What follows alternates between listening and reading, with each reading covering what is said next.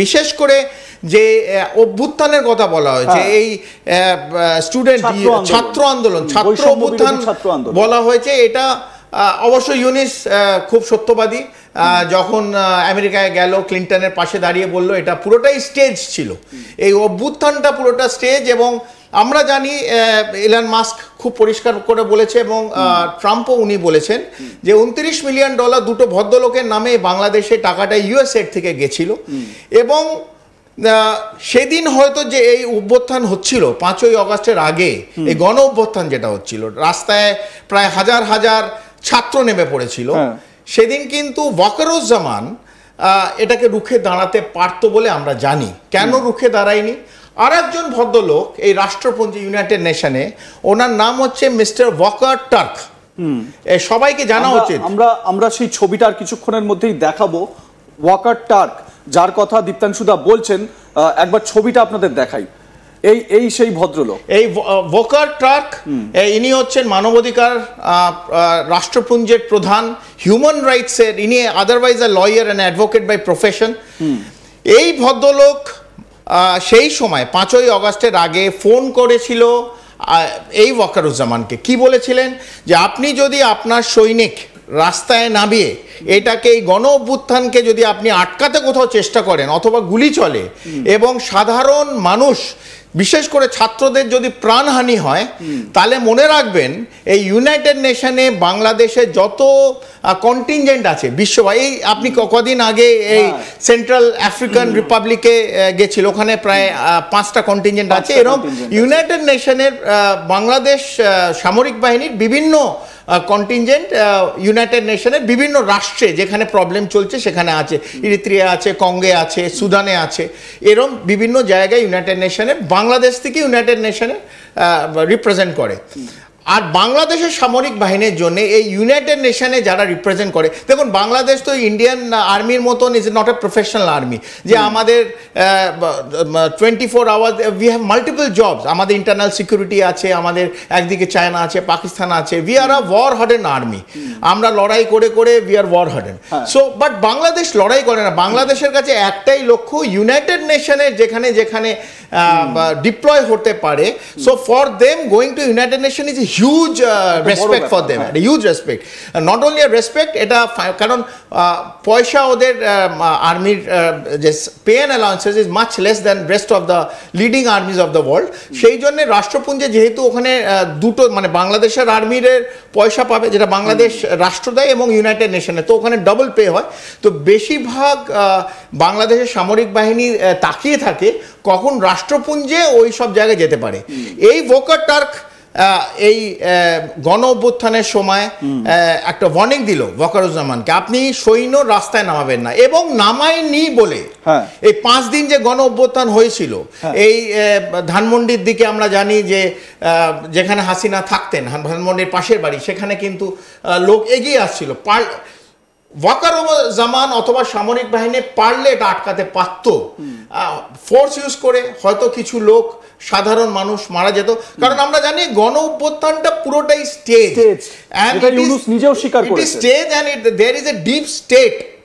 সেটা এই জায়গা থেকেই আমি আপনার কাছে এই ডিপ স্টেটের কথাটা যখনই আপনি বললেন, আপনারা সাম্প্রতিক সময় এই ডিপ স্টেট সম্পর্কে বেশ কিছু তথ্য জানতে পারছেন।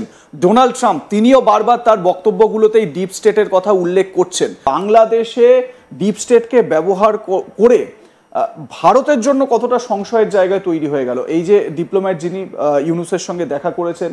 এবং আপনি ওই ছবিটা যদি দেখেন তাহলে দেখা যাবে যে তাদের হাতে যে বইটা রয়েছে সেখানে কিন্তু লেখা রয়েছে আর্ট অফ ট্রাম্প। সেটাও কিন্তু একটা আশঙ্কার জায়গা তৈরি করছে। এই যে এই ছবিটাতেও কিন্তু একটা আশঙ্কা তৈরি হচ্ছে। এই যে ওয়াকার যার টার্কের কথা বললাম, এর গতিবিধি কিন্তু এখনো চলছে। এরা কিন্তু একটা পেছন থেকে ফ্রম দ্য ব্যাক স্টেজ এই ছাত্রদের কিন্তু একটা সাপোর্ট এখনো করে রাখছে। এই মাহফুজ আলম, নাহিদ, এদের কিন্তু একটা ট্যাসিট সাপোর্ট ইউনাইটেড নেশন থেকে এখনো আছে। এবং ইউনাইটেড নেশন একটা রিপোর্ট তৈরি করেছে এই গণ অভ্যুত্থানের ওপর, কিরমভাবে সেনা তাদের ওপর অত্যাচার করেছে, বহু লোক মারা গেছে, সাধারণ নাগরিক মারা গেছে। কিন্তু এই আপনি যেটা এক্ষুনি বললেন 13 থেকে 16 এই অ্যান্টোনিও গুরেস ইউনাইটেড নেশনের সেক্রেটারি জেনারেল কিন্তু আসছে। ইউনাইটেড নেশনের সেক্রেটারি জেনারেলে বাংলাদেশের এন্টায়ার মুভমেন্টের উপর একটা কোথাও না কোথাও সাপোর্ট আছে। উনি ইউরোপিয়ান দেশ এবং পশ্চিমী বহু দেশের থেকে এই বাংলাদেশের জন্য একটা সাপোর্ট গার্নার করার চেষ্টা করছে। প্রথমে আমরা বলি যে এই যে তক্তাপলট হাসিনা সরকারে হয়েছিল, কেন হয়েছিল এটা কোনো না কোনো দিন বেরোবে।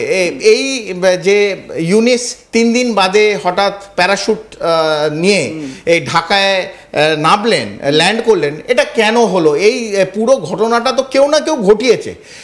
আর এটা কেন ঘটাবে, এটা আমরা যদিও এটার কিছু জিনিস জানি, তবে এটার যেদিন নেত্রী মানে হাসিনা আপনারা যিনি এখন নেই উনি ফিরবেন, অথবা কোনো দিন গণতন্ত্রের মাধ্যমে যেদিন কোনো একটা গণতন্ত্রের সরকার আবার প্রতিষ্ঠিত হবে বাংলাদেশে, আমি নিশ্চিত এর একটা হোয়াইট পেপার সবার সামনে এটা নিশ্চিতভাবে আসছে। এটা হচ্ছে এক।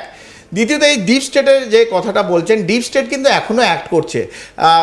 ট্রাম্পের জন্য হয়তো একদম সামনে থেকে ইউএস এড, যেগুলো এড বিভিন্ন টাকা, সেটা হয়তো ডাইরেক্টলি বন্ধ হয়ে গেছে, but it is coming through multiple other sources. সেটা আইএসআই এর মাধ্যম দিয়ে আসতে পারে, মিডল ইস্ট দিয়ে আসতে পারে, কোনো সংগঠনের মাধ্যম দিয়ে আসতে পারে, কিন্তু এই ইউনিসের কোথাও না কোথাও থেকে রিসোর্সেস সাপোর্ট যতক্ষণ না থাকবে, বিশেষ করে এই ফাইন্যান্সিয়াল সাপোর্ট যতক্ষণ কোনো সরকারের যদি না পায়, তাদের এই ডিপ স্টেট অ্যাক্টিভিটি চালিয়ে যাওয়া মুশকিল। সেইখান থেকে আপনি দেখবেন যে আইএসআই তৎপরতা এবং quarter master general lieutenant general Faizul Rahman, আবার আমি যেটা আমাদের কাছে ইনফরমেশন যে এই 24 থেকে 26-এর মধ্যে অথবা 3-4 দিন অথবা 5 দিনের exact I will not be able to tell, but ওনার একটা পাকিস্তান আইএসআই সঙ্গে পাকিস্তান এবং যাবে, এবং অনেকগুলো মিটিং ইসলামাবাদে ওনার সঙ্গে অলরেডি ফিক্স হয়ে আছে। এই যে বিভিন্ন রকম যে ঘটনাগুলো একের পর এক ঘটছে, কোনোটা কিন্তু ডেভেলপমেন্টের ইস্যুর ঘটনা না, কোনোটা এই বাংলাদেশে ধরুন শ্রমিক, ছাত্র, যারা হাজার হাজার টেক্সটাইল ওয়ার্কার যারা মাটিতে বসে পড়েছে, তা কারখানা বন্ধ হয়ে যাচ্ছে, মুদ্রাস্ফীতি যতটা নিচে চলে যাচ্ছে, সেই ডেভেলপমেন্টের কাজ হচ্ছে না। আমরা কি ডিসকাস করছি বারবার, এই আইএসআই প্ল্যান, এই ইউনাইটেড নেশনের মিস্টার ভোকার টার্ক কি করতে চলেছেন, আর্মিদের মধ্যে একটা ডিপ স্প্লিট, কোনোটাই মানে বাংলাদেশের নাগরিকের জন্য কিন্তু কোনো ভালো কথা হচ্ছে না। তবে একটা জিনিস, যতই আইএসআই প্ল্যান করুক, যতই ডিপ স্টেট থাকুক, ভারত একটা রাষ্ট্র, আপনারা একটা রাষ্ট্র, আপনারা নিজেদের মধ্যে মারপিট করে মরেন, আপনারা নিজেরা যা ইচ্ছে তাই করেন। ভারত তো বন্ধু দেশ। আজকের দিনও দেখবেন দিল্লি থেকে আপনাদের সম্বন্ধে, আপনাদের বিরুদ্ধে একটি কথাও আমাদের রাষ্ট্রপ্রধান, প্রধানমন্ত্রী, স্বরাষ্ট্রমন্ত্রী কেউ ইউজ করেনি, এবং যারা intellectual part of Bengal or India তারাও আপনাদের সঙ্গে কোনো খারাপ কথা ইউজ করেনি। তবে আপনারা যেরকম ভাবে করছেন, এবং আপনাদের একটা খুব কম সংখ্যক মৌলবাদী শক্তি যেরকম ভাবে উঠে আসছে, এবং আইএসআই যেমন ভাবে ওদের ট্রেনিং দিচ্ছে, আপনাদের এই মৌলবাদী একটা খুব কম শক্তি, এদের পিঁপড়েই বলি আমি, যদি ট্রেনিং দিয়ে কোনো মতে যদি আপনারা ভারতের ইন্টারন্যাশনাল বর্ডার ক্রস করে কোনো ক্ষতির চিন্তাধারাও আপনাদের মধ্যে আসে, এটা থেকে বিরত থাকবেন। আমি বারবার বলি, ভারতকে যদি নাড়িয়ে কোনো সময় নাড়াতে চান, অথবা একটা ছোট্ট পিঁপড়ের মতন